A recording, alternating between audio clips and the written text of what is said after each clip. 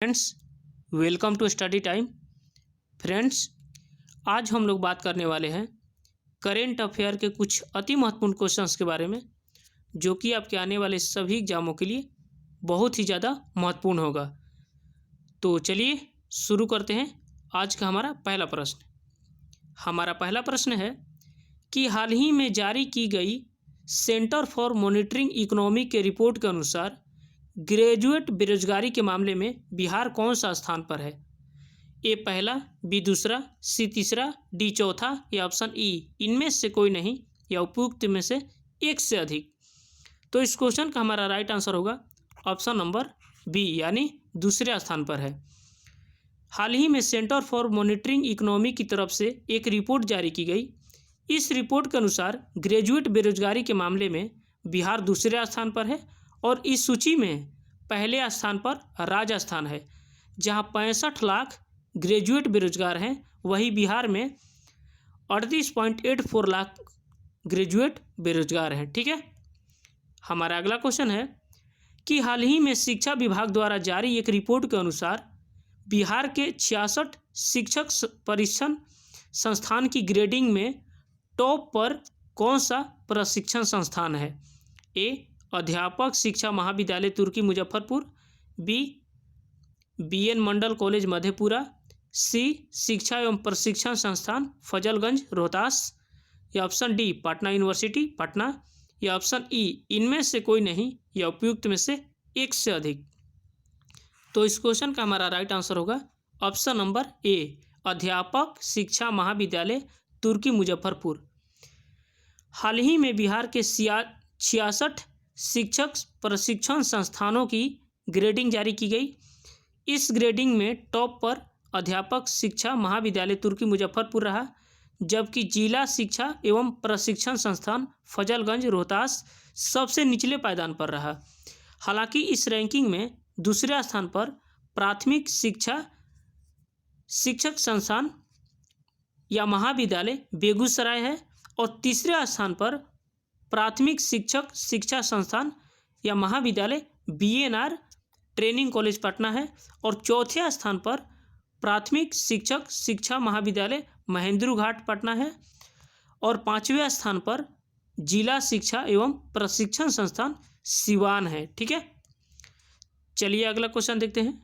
हमारा अगला क्वेश्चन है कि हाल ही में बिहार के 149 सरकारी आईटीआई को अत्याधुनिक सुविधाओं से लैस करने के लिए बिहार सरकार के किन या कौन से विभाग ने टाटा टेक्नोलॉजी के साथ समझौता किया है?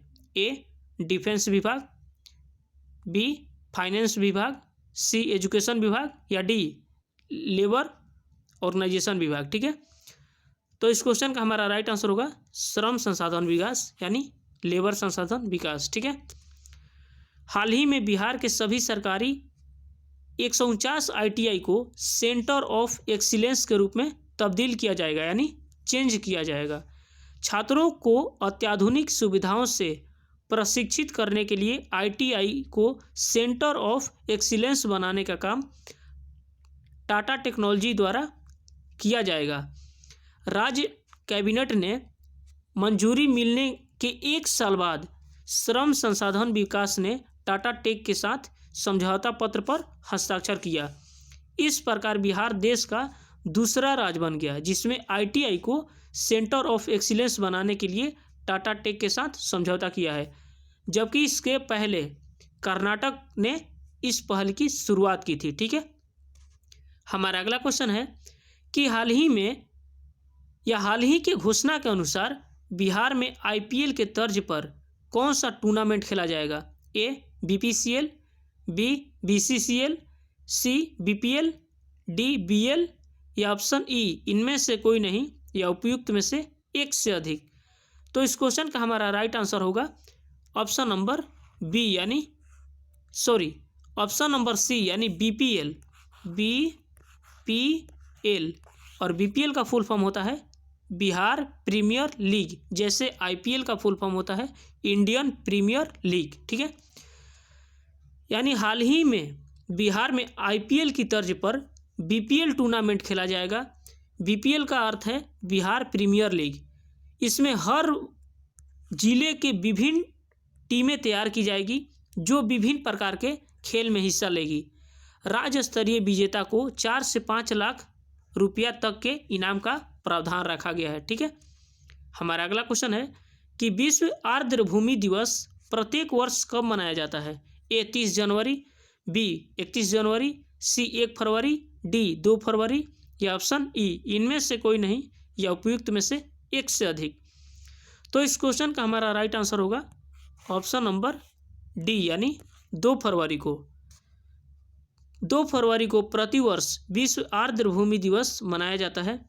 आर्द्रभूमि को वेटलैंड भी कहते हैं, वेटलैंड। ठीक है, वेटलैंड यानी ऐसी जमीन जहां काफ़ी नमी हो और भूजल का स्तर अच्छा हो।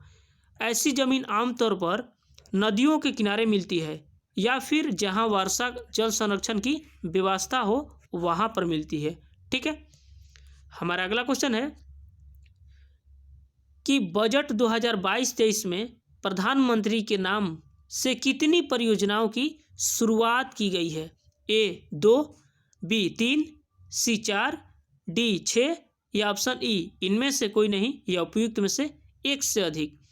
तो इस क्वेश्चन का हमारा राइट आंसर होगा ऑप्शन नंबर ए यानी 2 परियोजनाओं की शुरुआत की गई। ठीक है, वित्त मंत्री निर्मला सीतारमण ने संसद में पेश आम बजट 2022-23 में प्रधानमंत्री के नाम से 2 प्रमुख नई योजनाओं की शुरुआत की घोषणा की है। इसमें पीएम गति शक्ति राष्ट्रीय मास्टर योजना एवं पीएम पूर्वोत्तर विकास पहल शामिल है। प्रधानमंत्री गति शक्ति योजना से देश के परिवहन को रफ्तार देने का खाका तैयार किया गया है तथा पीएम पूर्वोत्तर विकास पहल नाम एक नई योजना की शुरुआत की घोषणा की गई है जो पूर्वोत्तर राज्य के बुनियादी विकास से संबंधित है। ठीक है, हमारा अगला क्वेश्चन है कि बजट 2022-23 में शिक्षा के लिए कितने रुपए आवंटित किए गए हैं यानी इकट्ठा किए गए हैं? ए 1 लाख करोड़ रुपए, बी 1.0 लाख करोड़, सी 2 लाख करोड़, डी 3 लाख करोड़ या ऑप्शन ई इनमें से कोई नहीं या उपयुक्त में से एक से अधिक। तो इस तरह से इस क्वेश्चन का हमारा राइट आंसर होगा ऑप्शन नंबर बी यानी 1.0 लाख करोड़। वित्त मंत्री निर्मला सीतारमण ने वित्त वर्ष 2022-23 के कैबिनेट बजट में शिक्षा क्षेत्र के कुल 1.0 लाख करोड़ रुपए आवंटित किए गए जो वित्त वर्ष 2021-22 के बजट के अनुमान में 93,224 करोड़ थे। यानी 2021-22 में ये रुपया जो था 93,224 रुपया था, 93,224 करोड़ था, लेकिन 2022-23 में 1.04 लाख करोड़ हो गया है। यानी कि पिछले वित्तीय वर्ष की तुलना में इस साल शिक्षा के क्षेत्र में बजट में करीब 12% की बढ़ोतरी हुई है।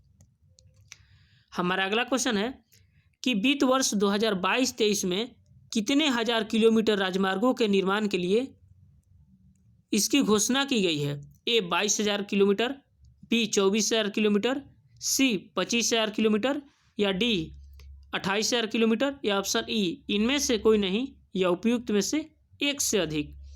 तो इस तरह से इस क्वेश्चन का हमारा राइट आंसर होगा ऑप्शन नंबर सी यानी 25,000 किलोमीटर। ठीक है, वित्त मंत्री निर्मला सीतारमण के द्वारा यह घोषणा की गई है कि वित्त वर्ष 2022-23 में राष्ट्रीय राजमार्ग में 25,000 किलोमीटर का विस्तार किया जाएगा। उन्होंने सार्वजनिक निजी भागीदारी यानी पीपीपी मॉडल पर राष्ट्रीय रूप में विकास कार्यक्रम के चलाने की घोषणा की है। साथ ही पर्वतीय राज्यों के लिए रोपवे विकसित किए जाएंगे। ठीक है, हमारा अगला क्वेश्चन है कि वित्त वर्ष 2022-23 में खेल बजट में पिछले साल की तुलना में कितने करोड़ रुपए का इजाफा हुआ है यानी बढ़ोतरी हुआ है? ए 300 करोड़, बी 305 करोड़, सी 310 करोड़, डी 315 करोड़ या ऑप्शन ई इनमें से कोई नहीं या उपयुक्त में से एक से अधिक। तो इस क्वेश्चन का हमारा राइट आंसर होगा ऑप्शन नंबर बी यानी 305 करोड़ रुपए। टोक्यो ओलंपिक और पैरा ओलंपिक खेलों में देश की सफलता का प्रभाव खेल बजट में भी देखने को मिला।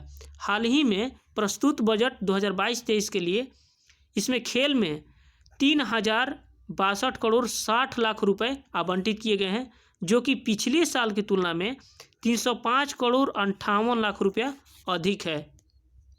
ठीक है, हमारा अगला क्वेश्चन है कि हाल ही में प्रधानमंत्री द्वारा ऊर्जा स्वतंत्र राष्ट्र का लक्ष्य हासिल करने के लिए किस अर्थव्यवस्था की शुरुआत की गई है? A mission economy, B mission round अर्थव्यवस्था, ऑप्शन सी मिशन रिकवरी अर्थव्यवस्था, या ऑप्शन डी मिशन सर्कुलर अर्थव्यवस्था, या ऑप्शन ई इनमें से कोई नहीं या उपयुक्त में से एक से अधिक। तो इस तरह से इस क्वेश्चन का हमारा राइट आंसर होगा ऑप्शन नंबर डी, यानी मिशन सर्कुलर अर्थव्यवस्था। ऊर्जा स्वतंत्र राष्ट्र का लक्ष्य हासिल करने के लिए प्रधानमंत्री नरेंद्र मोदी ने मिशन सर्कुलर अर्थव्यवस्था की शुरुआत की है। इसका उद्देश्य 2047 तक भारत को ऊर्जा उत्पादन में आत्मनिर्भर बनाना है। मिशन सर्कुलर अर्थव्यवस्था में इलेक्ट्रिक मोबिलिटी, गैस आधारित अर्थव्यवस्था, पेट्रोल में एथेनॉल मिश्रण के साथ देश को हाइड्रोजन उत्पन्न का केंद्र बनाना शामिल है। इस क्रम में राष्ट्रीय हाइड्रोजन मिशन स्थापित किया गया है। ठीक है, हमारा अगला क्वेश्चन है कि हाल ही में देश भर में कितने टेलीमेडिसिन मेंटल हेल्थ सेंटर खोले जाने की घोषणा की गई है? ए 23, बी 25, सी 28, डी 30, या ऑप्शन ई इनमें से कोई नहीं या उपयुक्त में से एक से अधिक। तो इस क्वेश्चन का हमारा राइट आंसर होगा ऑप्शन नंबर ए, यानी 23। कोविड-19 के बीते 2 सालों से जारी संक्रमण के उतार चढ़ाव के दौर में लोगों की मानसिक सेहत पर भी प्रतिकूल असर पड़ा है। वित्त मंत्री निर्मला सीतारमण ने लोकसभा में आम बजट के दौरान हर वर्ग के नागरिक के मानसिक स्वास्थ्य की चुनौतियों का सामना करने की बात स्वीकार करते हुए लोगों को बेहतर मानसिक स्वास्थ्य उपलब्ध कराने की घोषणा की है। इसके लिए राष्ट्रीय टेलीमेडिसिन मानसिक स्वास्थ्य कार्यक्रम लॉन्च करने के साथ ही देश भर में 23 telemedicine mental health centre of excellence launch करने की घोषणा की गई है। ठीक है, हमारा अगला क्वेश्चन देखते हैं। हमारा अगला क्वेश्चन है कि हाल ही में देश में अगले 3 सालों में वंदे भारत यानी कितने वंदे भारत चलाने की घोषणा की गई है? ए 200, बी 300, सी 400, या डी 500।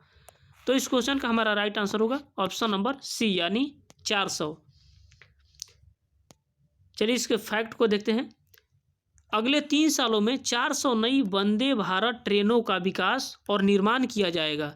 साथ ही छोटे किसानों और एमएसएमई के लाभ के लिए रेलवे द्वारा नए उत्पाद पेश किए जाएंगे। इसके लिए रेलवे को 2022-23 के केंद्रीय बजट में 1,40,367.13 करोड़ रुपए का आवंटन मिला है, यानी राशि मिला है। ठीक है, तो आज का क्वेश्चन जो है हमारा यहीं पे समाप्त होता है। तब तक के लिए हंसते रहिए, मुस्कुराते रहिए और अच्छे से पढ़ाई करते रहिए। मिलते हैं अगले वीडियो में, तब तक के लिए जय हिंद।